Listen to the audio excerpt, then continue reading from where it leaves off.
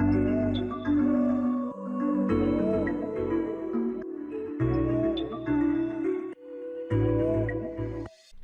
this video I'll show you how you can create really nice looking effect around the image. So let's get started. In this image, what we are going to do is we are going to select this rectangular marquee tool like this, and then just right click and then click on layer via copy. So new layer will be created now, and then you have to select the old layer 0, then go to the effects and then click on color overlay.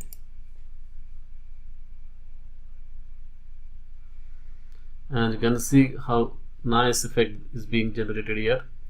So you can change the color obviously from here. Whatever color you want to add, you can add that color here. So this effect is looking really nice, as you can see here. So I'm just gonna click on OK, and you can also change this opacity as well.